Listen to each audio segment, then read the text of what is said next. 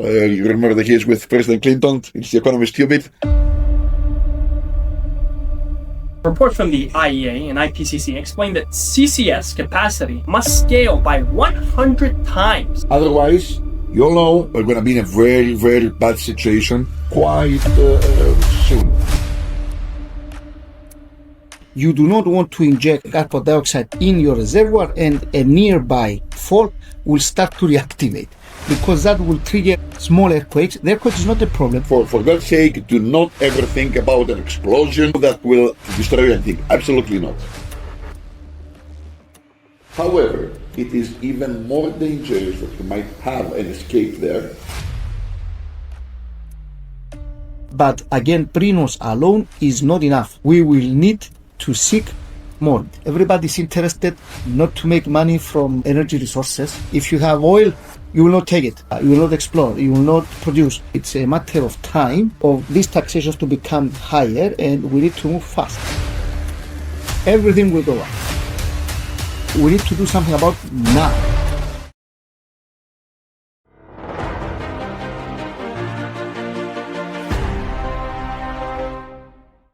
Good evening.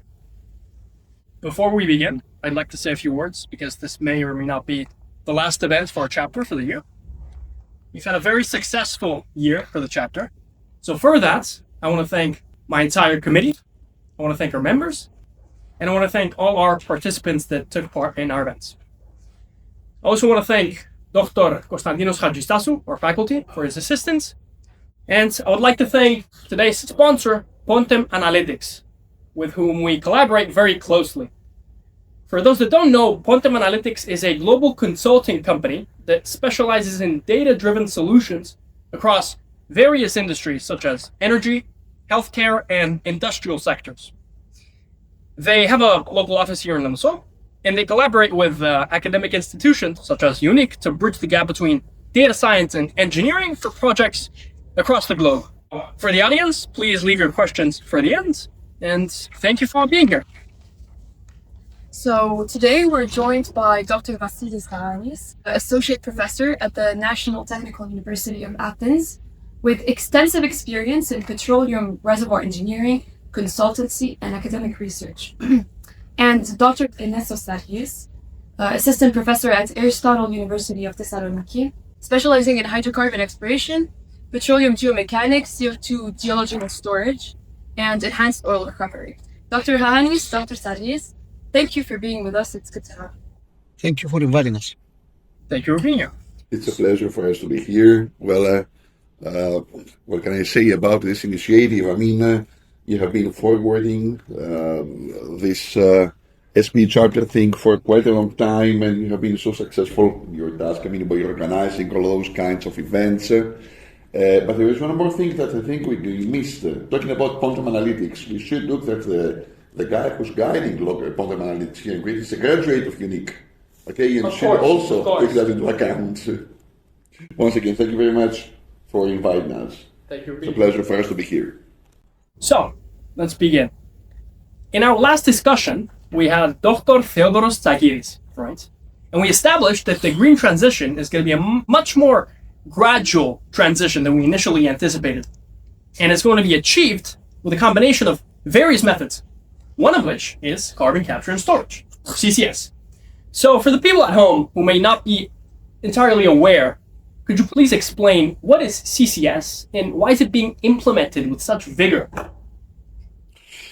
Okay, to put it simply, we need to go a little back in, back in recent, I would say, history, energy history. The whole thing starts from the fact that people have found out, scientists, that the CO2 concentration in the atmosphere has been increasing since the beginning of the industrial era. And this is very highly correlated to an increase of the global temperature. So this is why we call this effect the global warming.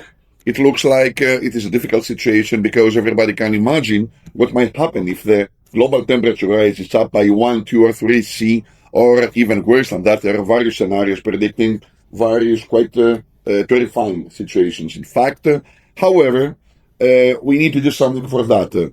It looks like the emissions of CO2 is one of the major sources of this problem. So what can we do? Can we stop burning fossil fuels? Absolutely not. The whole industry is based on that. Of course, that today's societies are being, the well-being of those societies is measured often by how much energy is consumed on per capita. So we can't just go without that in one day or two. So the question is, what can we do after some time, definitely not tomorrow, not in the next year, we will, of course, eventually switch to the renewable energy sources. Yes, but you can't do that in one day. And there are various reasons for that. First of all, we don't have the technology in order to fully replace fossil fuels right now as is. The second issue is that from an economic aspect, you can imagine that there has been tremendous investments in this kind of production of energy, the oil business, the gas business, and all related businesses. So would we be able to kill this in order to switch rapidly to renewables? Not a chance. Therefore, it looks like what we need is an intermediate step. So what could be that? Day by day, we further improve our renewable energy sources. We reduce the production, the burning of fossil fuels, but at the same time, we take care about the CO2 which will be further produced from this point on. How can you do that? Well, at the first glance, it might sound quite simple. We just pick the CO2 from the outlet of each single factory, each single plant, and isolate the CO2 out of that so that we clean the atmosphere, or at least we don't pollute it no more. So the question is, okay, suppose that we have been able to capture CO2 like that. What do you do with that after? Well, the quantities are huge, are vast. We're talking about millions, billions, in fact, of tons of CO2 which are emitted day by day. So what can we do in that case? We need a storage place. Definitely, it cannot be done at surface. Just think, if we are asked to build a tank to store permanently CO2, it would produce even more CO2 than the one that we will store in that. So we need to find cheaper from the wasting point of view solutions. Storage of the CO2 in underground reservoirs is now the solution that we need to aim at. It has been a new idea, in fact. The idea has been there since the late 90s, in fact. But by that time, there was no urge, as is today, in the whole community of people. So this is the reason why now everybody is envisaging CCS as the intermediate step that will help us switch over a long period of time from classic fossil fuels, which have brought us to the point where we are right now, down to a point where there will be everything driven by electricity, which in turn will be produced by renewables, so that the atmosphere is not polluted. This explains the reason of this urge for the CCS. This explains the reason why many people have been now looking into this new industry, and this also explains the reason why there is funding for those ventures, which wasn't there 10 years ago, for example. For example, the European Union does support all those initiatives with quite big amounts of money so that they become attractive for the stakeholders. Otherwise, believe me, economically speaking, you won't make money out of that easily. So, building on that, what Dr. Gaganis said, it is not viable to think that we can replace fossil fuels, especially if you see it as a global balance. Especially if you go to other countries other than the EU, they still rely their energy generation on coal. Okay, so as Dr. Gaganis said, we can find a way, and there is research in all academic institutions as we speak now, on how to minimize the carbon footprint or new technologies, how to capture that at the emission source, and then we have to do something about it from this point onwards. So a lot of research is devoted in this area, in both in capture and storage and in usage. Why not? Because there are research groups now that they get carbon dioxide and they try to reuse it somewhere.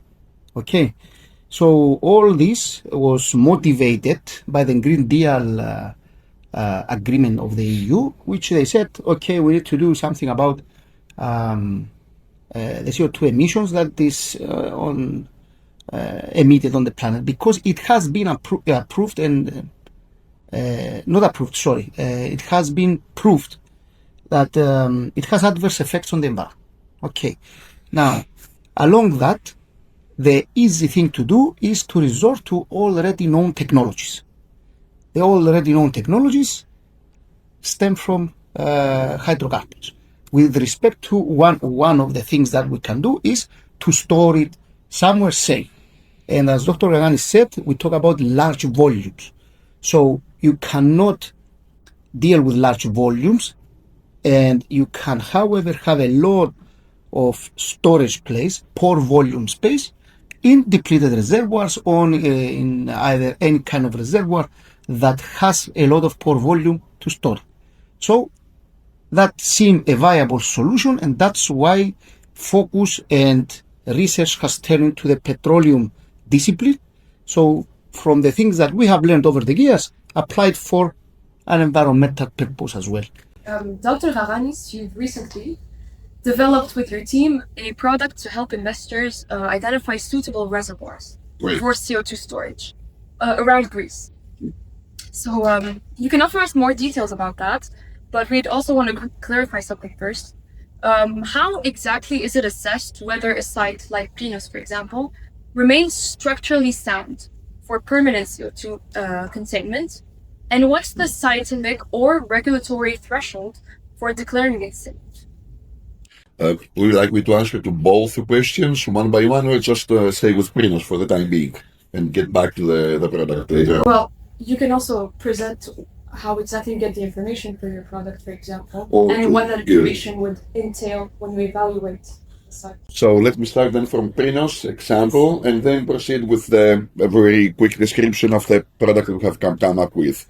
Ernestos before already introduced the idea that if you're interested in storing CO2 underground, basically we got mostly two solutions. The first one is visit a depleted oil or gas field. For example, Prinos has been producing since 1979. It has been already more than 45 years. So what does that mean, practically speaking? It simply means that people have collected so much data over this long period of time that the reservoir is actually very well known. Although it is underground, the depth is more than 2.5 kilometers, close to 3 kilometers. However, due to the seismic surveys, the wells that have been drilled, the logs that have been collected, there is enough information. That means that if we decide to set up a CO2 storage project, we do have some information and we reduce the uncertainty very significantly. The next solution is that we do not focus on depleted reservoirs, hydrocarbon reservoirs, but we focus instead on aquifers. Most people what they have in mind when talking about aquifer is just an aquifer of potable water at a depth of, say, 50 meters or so, where we use to drill a well, just have a bucket to pick up water. It's not like that. We're talking about saline aquifers, the depth of which could be 2, 3, or 4 kilometers. Now, those pore spaces are huge. They are vast, much more, statistically at least, than the depleted reservoirs. But on the other hand, we don't have enough information for them because we have just now started studying them. In most cases, there might be just one exploration well, so there is limited information. So how do we compare now those two contexts? That of a depleted oil reservoir against that of a saline. Prinos is a small reservoir. However, since it is well known, we can set up and unearth the company that is operating, it's pursuing the project basically, has already gone through a full analysis of what they expect to do in the following years. In fact, what we would expect to establish security is that we need to inject the CO2 so that it will not escape. Not today, not in 5 years from now, not ever. Since we know that oil had been in this specific reservoir for millions of years, even before we first drilled this reservoir to produce oil, That means that the system is closed, is safely closed.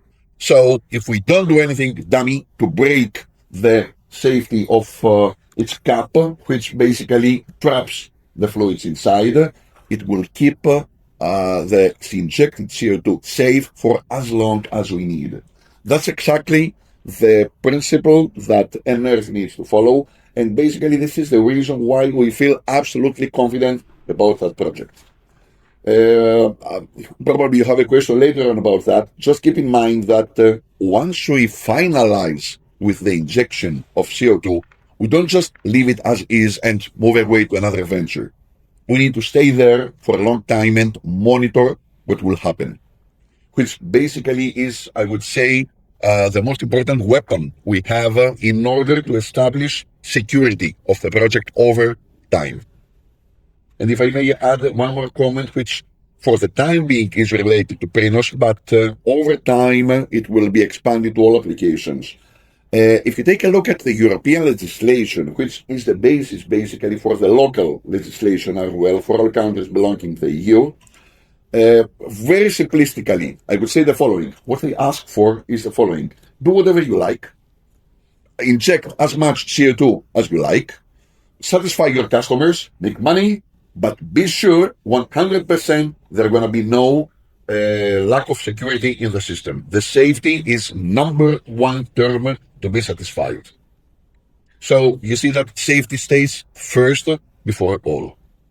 Now, if I may switch to the first question, I use the reverse order. Basically, in order to further pursue the idea of CCS, quite many countries have proceeded with the following step.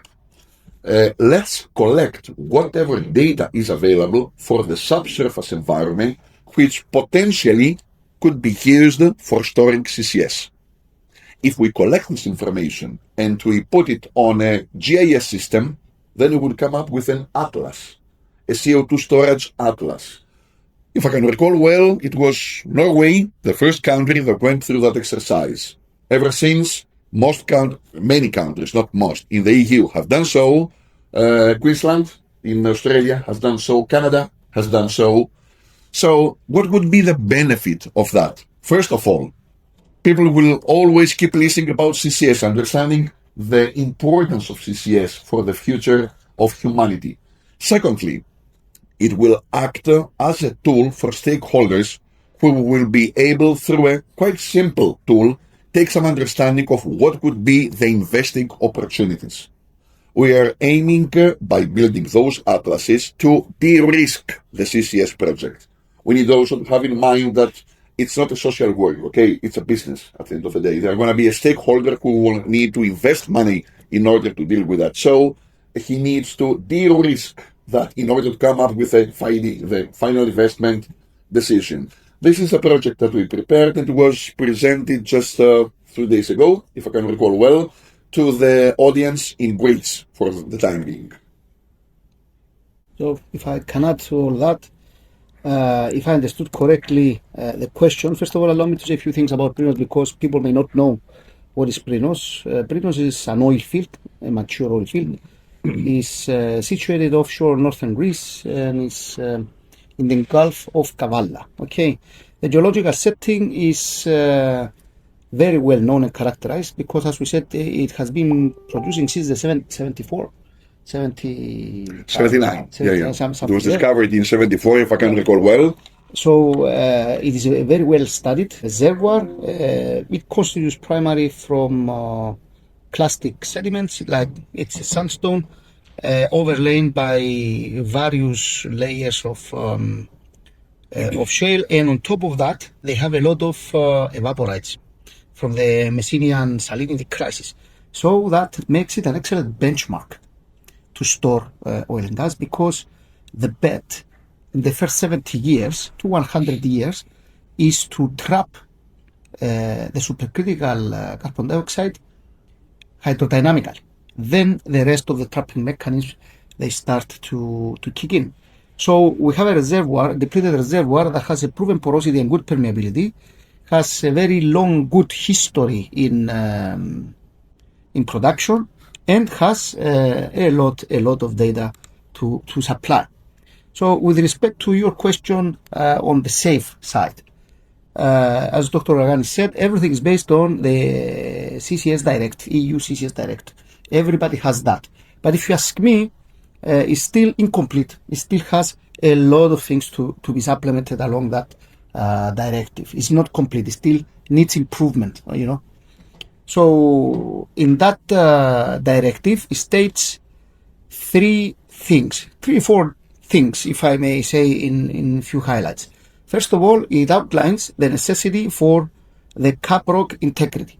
What is a Caprock integrity? You inject something in the reservoir and you must not exceed its fracture pressure or its injection pressure. Secondly, because the carbon dioxide will slowly slide inside the reservoir, it will start hitting the cap, and by capillary action, it will try to enter inside the cap.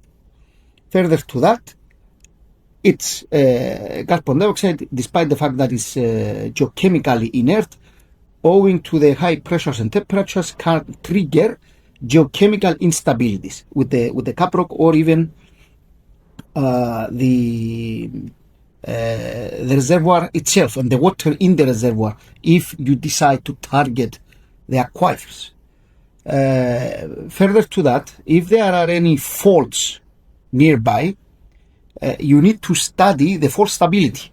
That is, you do not want to inject carbon dioxide in your reservoir and a nearby fault will start to reactivate, because that will trigger small earthquakes. The earthquake is not the problem. It never goes more than 1.5 to 2 Richters. But the problem is carbon dioxide might find a highly conductive pathway to the surface, because usually faults, they find their way on the surface. So carbon dioxide may reactivate, find its way on to the fault, and then through the fault escape in the surface. Of course, with the expertise of Dr. Gaganis, a lot of modeling, of reservoir modeling is needed. You need to predict the fate of the carbon dioxide. So a lot of modeling goes around that, and we need to ensure in general 3 steps. Do not go above the fracturing pressure of the cap, do not exceed the overburden stresses, and do not exceed the threshold of the fault reactivation. If we ensure all of that, we can also monitor that in the long term with microseismicity technologies. And we have the microseismic before, we have the microseismic during, and then after the completion of the project.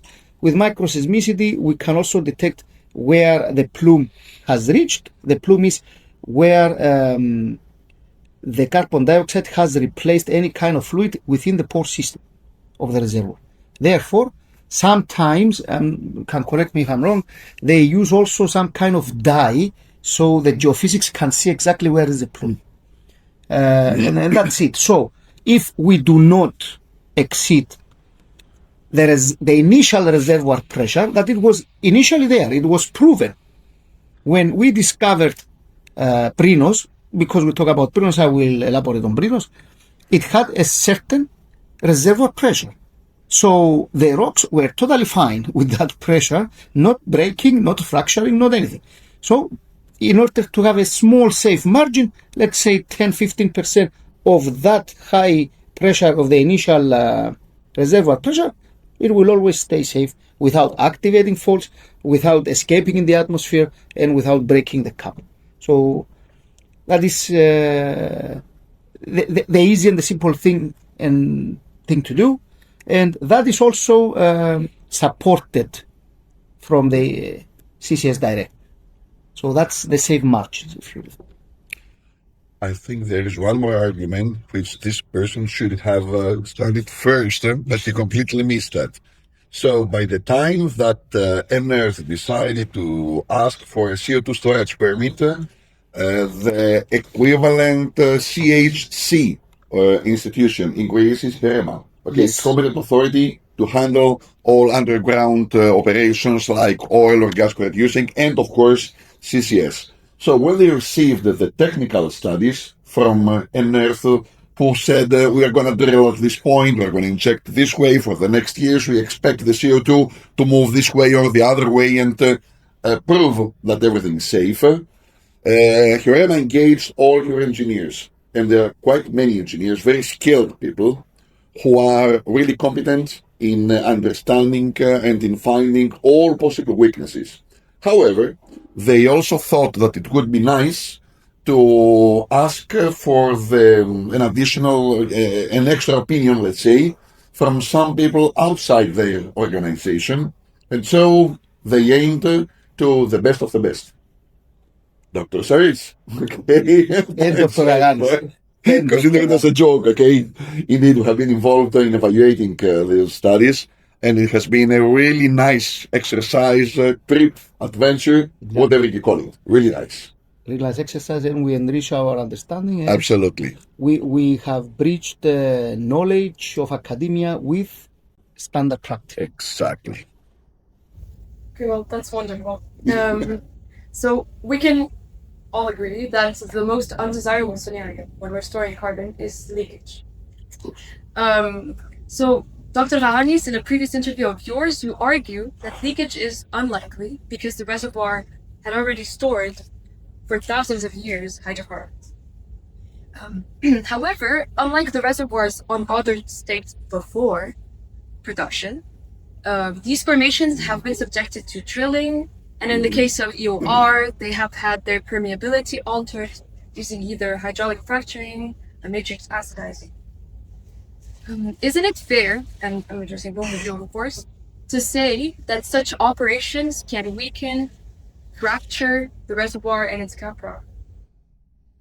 You're 100% right. Let me start with that comment, meaning that indeed the past operations in a reservoir could possibly be a good reason for problems related to the safety of the new project, the CCS, the CO2 storage. Ernestos does remember from our collaboration with Hirema that the most important issue raised as far as the safety of the CO2 in Prinos is concerned was what will happen with the legacy wells.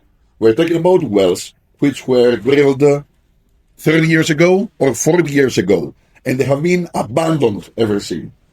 Well, for those who have been involved in petroleum engineering, you know that abandoning means that you need to plug the well with cement, a lot of cement. However, cement did a very good work as far as the hydrocarbons below were concerned. Now that's going to be for CO2. Can we be 100% that there's going to be no leakage? There need to be tests, and there is a specific directive to describe the process. If anything might go wrong there, we will need to replug those wells just to make sure that they're going to be not the faintest escape of CO2. However, we should always keep in mind that if some CO2 might escape through a legacy well, we're talking about a very small quantity. We're talking about bubbles of CO2. It's going to be continuous, yes, but it's going to be some bubbles. For God's sake, do not ever think about an explosion or a huge amount of CO2 that will ever emerge from the subsurface and destroy anything. Absolutely not. Okay. However, the regulations are so strict that even the legacy wells need to be very thoroughly examined. For the EOR that you mentioned, well, I'm not an expert because honestly I haven't worked for long about EOR, so I don't know what would be the extent beyond the well level. EOR is when we inject various crazy things in an oil reservoir in order to make easier the production of hydrocarbons. And yes, they do have an effect on the formation itself. We all know that. So, is it related to the safety of the CCS? My quick answer would be no, because all EOR issues are related mostly to what happens in the near wellbore area, not to the full extent of the reservoir.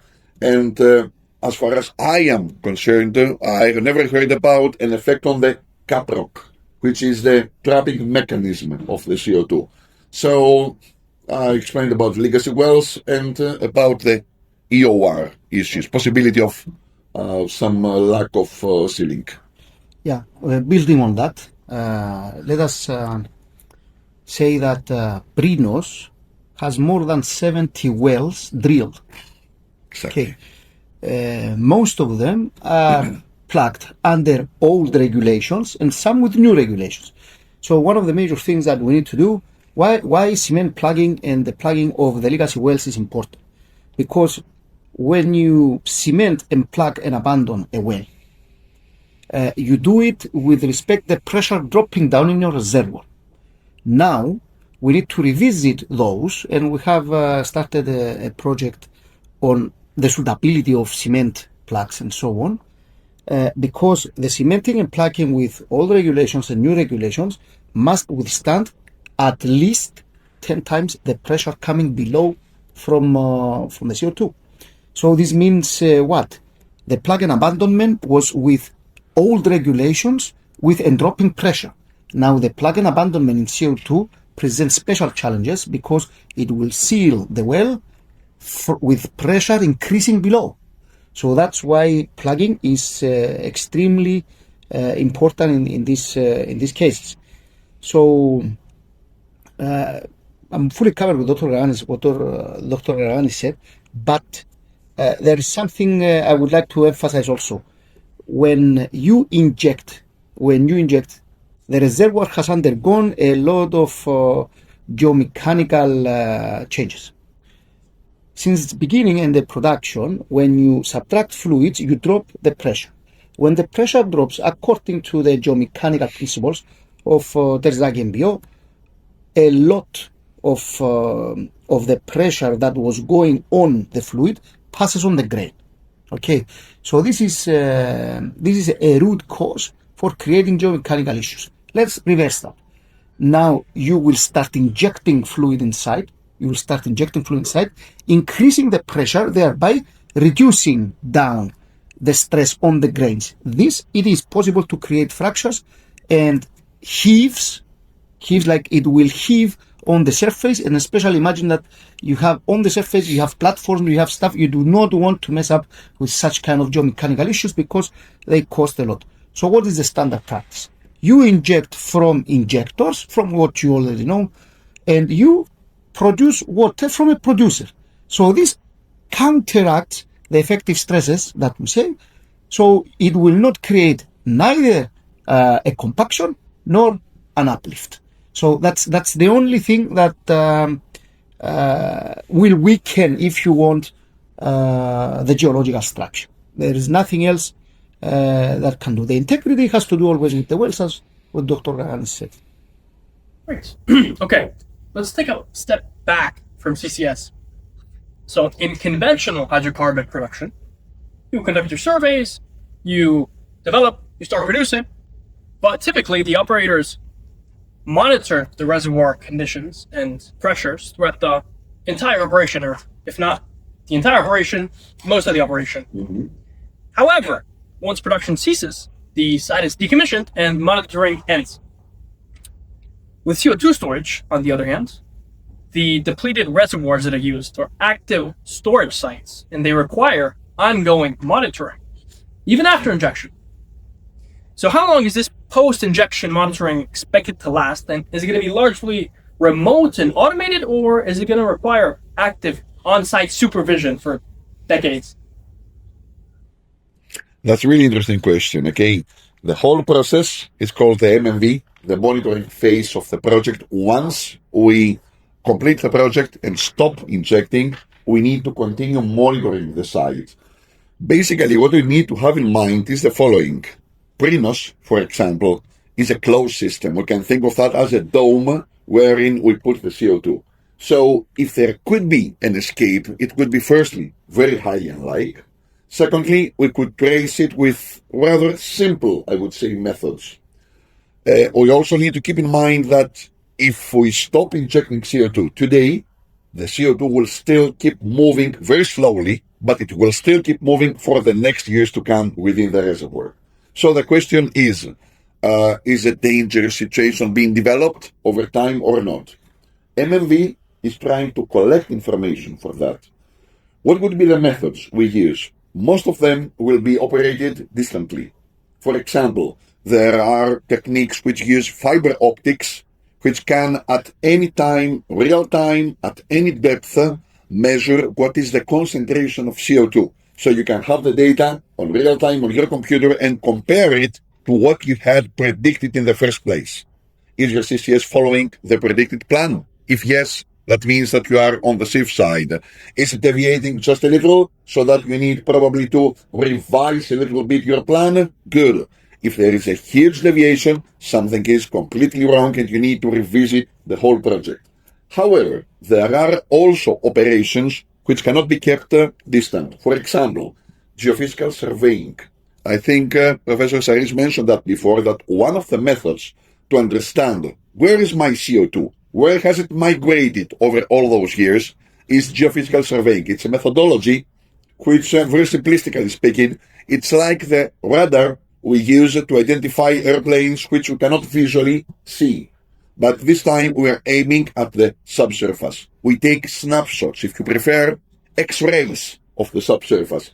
And those X-rays can be used to understand what is the extent of the CO2, what is the location.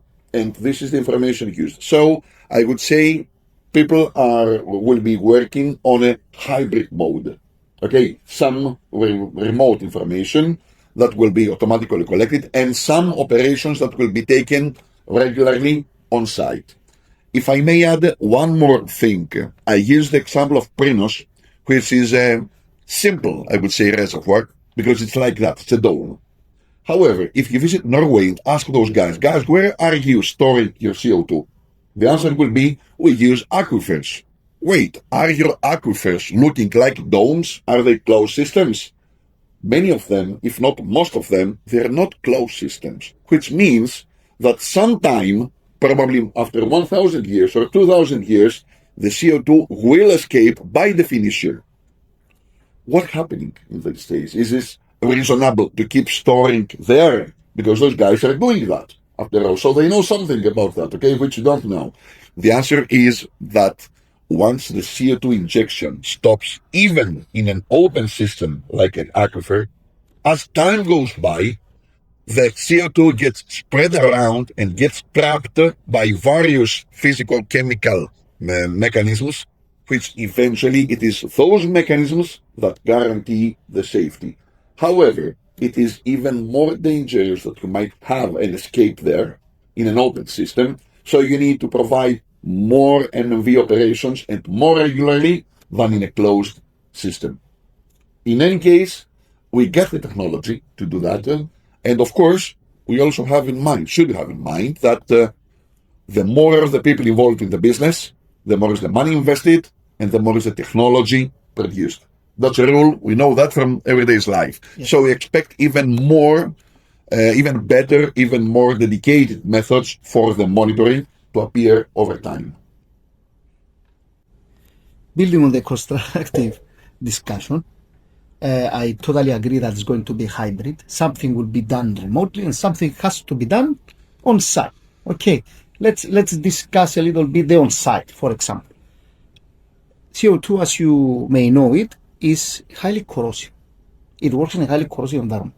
I'm just saying, what if we need to do some maintenance? So there are people that they need to go there and do a periodic monitoring for maintenance, for example. Okay, every now and then. You can also have an emergency response team. Like, yes. Let's assume something might happen. There are emergency teams that they will go there and try to seal the leak off. Okay. Now, there is no dedicated time, like after the end of the project, like let's say 50, 30 years after the end, to monitor. It is, if I'm not mistaken, according to the EU directive, it is the responsibility of the company, the operator, to prove the stability of the plume. What does this mean? No further movement with what Dr. Gaganis said.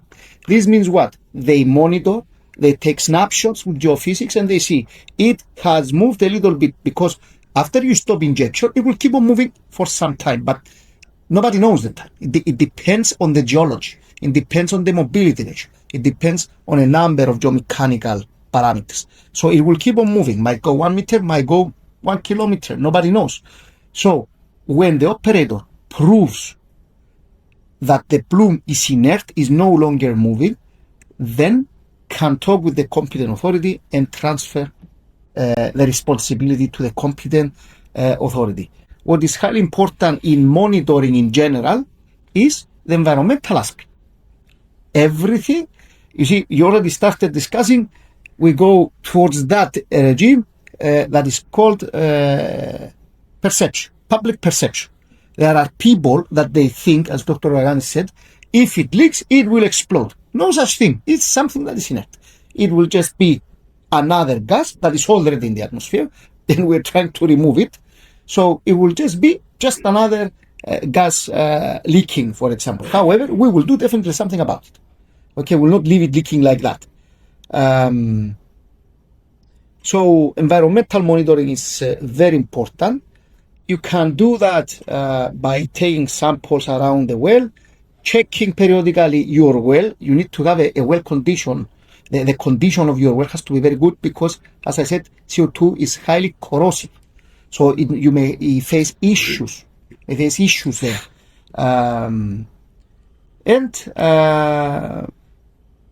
With respect to the trapping now, as I said before, the bet is the first 70 to 100 years from the time you start injection. Why? Because the trapping mechanism there is hydrodynamic.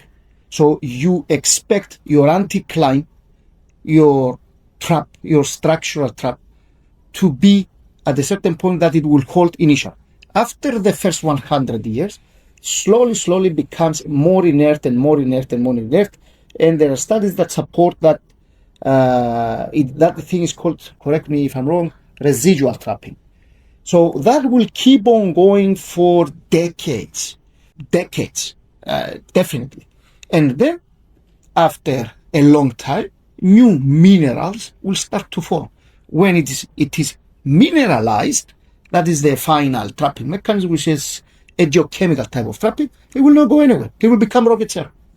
So do not think that it will become, we store it now and then 100 years later it will escape.